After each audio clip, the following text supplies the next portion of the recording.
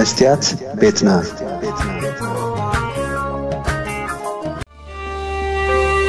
كما بقص دما بهاجر درجة زتمتو كلتا أقدستي بروجكتات عم تكبر يركبالو تقدامي بروجكت بسمت كوبانيا زتتصوعي مهنات مأكل توريزم زعلامو بروجكت واشونيوم تخلاي بروجكت خا أبديغا غرغرا هاجراوي بارك مهنات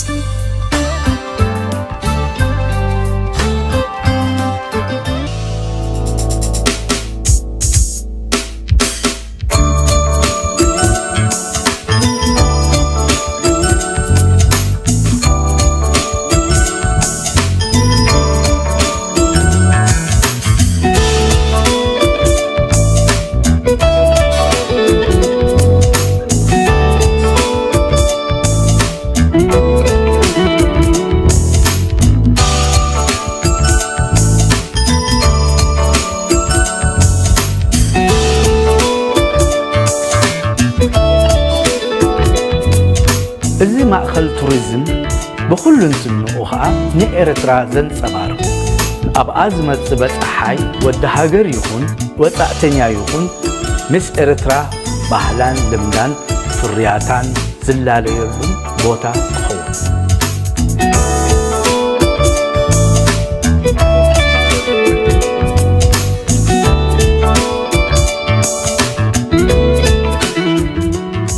حلفنا زنصبارق مصائنا خاز انفت نتز مصزلو ولدوخا حدق زخوننا وي مسغاغري زخوننا بايتا مفتاري حمرتنا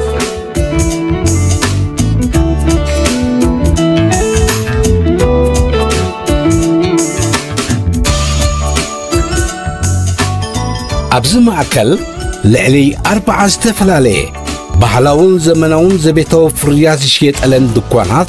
لعلي 15 أبيات مقبي كافتات استفلالي الدراشات مرئيت وعلاتاتن وراياتن زحقوا فيهم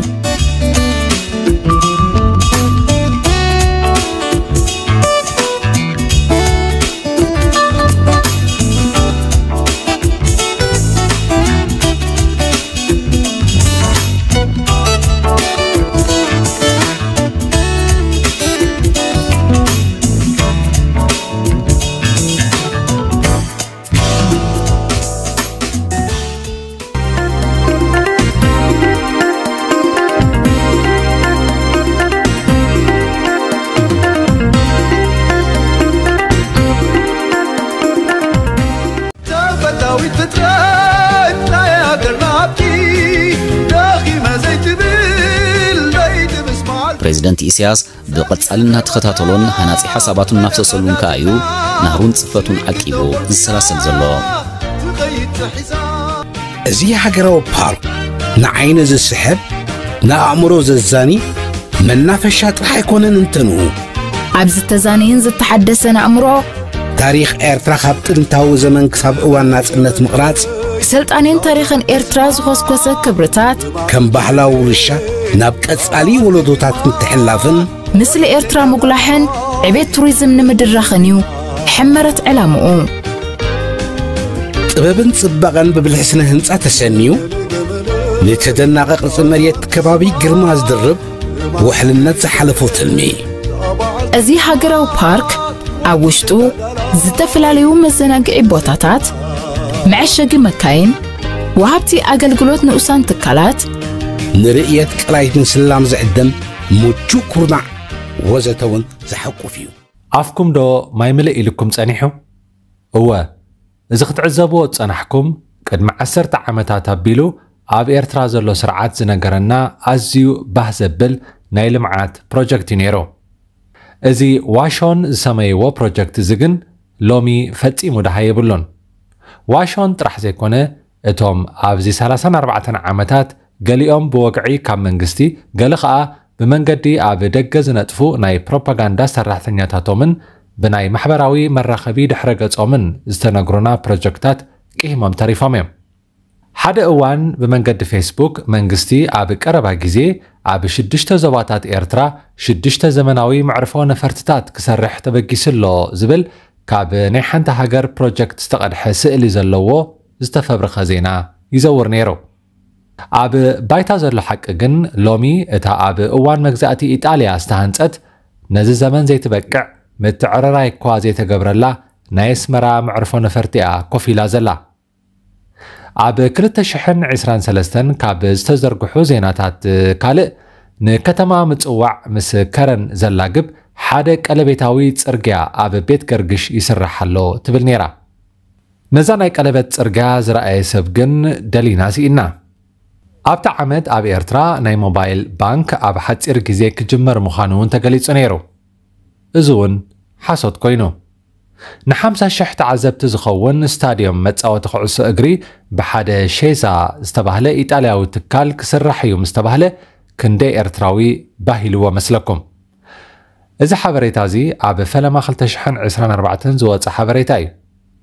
እቲ ኣብ ኤርትራ ክህነፅ ተሓሲቡ ዝነበረ ስታድዮም ግን ከይሓሰብክዎ ዝሓለፈ ወርሒ ኣብ ሩዋንዳ ርኤዮ ኣብ ከተማ ኪጋሊ ዓብይ ስታድዮም ይህነፅ ኣሎ ዝብል ዜና ሰሚዐ ነይረ በኣካል ምስከድኩ ከዓ ዝጭበጥ ኮይኑ ረኺበዮ እቲ ናይ ኤርትራ ኣበይ ኣትዩ ኣይፈልጥን ካብ 50,000 ከይወፃና ኣብ ኤርትራ ኣብ ቀረባ እዋን ሕፅረት ኣባይቲ ንምቅላል ኣስታት 50,000 ህንፃታት ክህነፁ እዮም ዝብል ወረ እውን ይናፈስ ነይሩ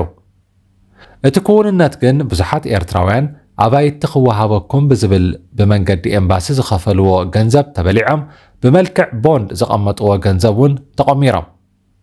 ኣብዚ ሒዝናዮ ዘለና ዓመት ድማ ሓንቲ ሓፂነ መፂን ዝፀዓነት መርከብ ተራጊፋላ ህንፃ ምስራሕ ክጅመር እዩ ዝብል ዜና እውን ተጋዊሑ ነይሩ ብተመሳሳሊ ሓንቲ ዓባይ ጀነሬተር ኣብ ምጽዋዕ ተራጊፋላ ድሕሪ ደጊም ናይ መብራህቲ ፀገም ኣይክህሉን እዩ ተባሂሉ እዚኦም ብቐረባ ዝዘከርናዮም ኮይኖም ኣብ ዝሓለፉ 34 ዓመታት ማእለያ ዘይብሎም መብፃዕታት ተነጊሮምና ህጣሞም ጠፊኦም እዮም ነዚ ብመልክዕ ዜና ካብ መንግስትን ካብ ወነንቲ ማሕበራዊ መራኸቢታት ህግደፍን ዝወሃበና ናይ ሓሶት መወናወኒ መብፃዕታት እሞ ንጎኒ ንግደፎ ኣብ 2014 ቅድሚ 14 ዓመታት ውልቀ መላኺ ኢሳያስ አፈወርቂ ቅዋም ምንዳፍ ክጅመር እዩ ክብል ኣብ ጽምብል 24 ግንቦት ተዛሪቡ ነይሩ ንመጻኢ መንግስታዊ ስርዓት መርሓ ፖለቲካዊ ጎደና ዝቕይስ ቅዋም ምንዳፍ ክጅምር ምዃኑ ኣብዚ ኣጋጣሚ እዚ ክሕብር ፈቱ እቲ ኣብ 1997 ተነዲፉ ዝጸደቐ ቅዋም እሞ ይጽንሐልና እቲ ናይ 2014 ከ ኣበይ ኣተወ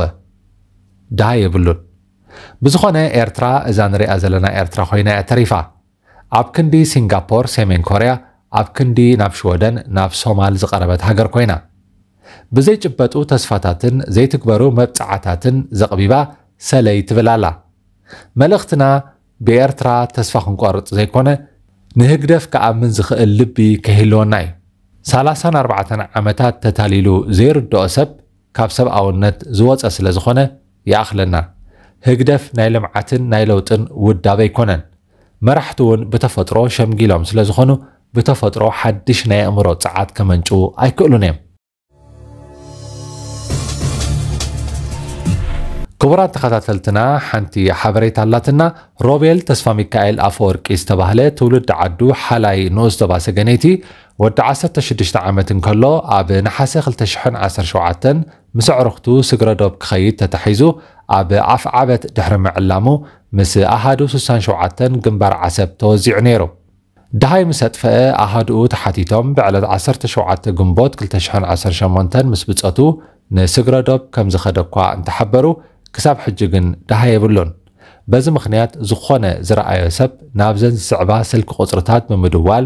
ክሕብር ቤተሰብ ይምሕፀኑ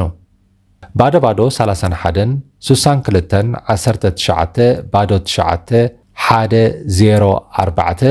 ሃብቲት ተስፋ ሚካኤል ባዶ ባዶ 1 403 383 ባዶ 8 94 ኣድሓኖም ኣፈወርቂ ባዶ ባዶ 31 68 62 65 824 ኣማኒኤል ኢልኩም ደውሉ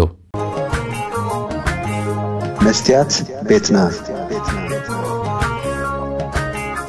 መስትያት ቤትና ንሓቀኛ ምስሊ ኤርትራ ንምንጽብራቕ ዝተፈላለየ ጽሑፋት تنقص مسلتاتن قال محتتاتن حيزا بزكرياس كبراب إن ترالوت تقرب مدبيا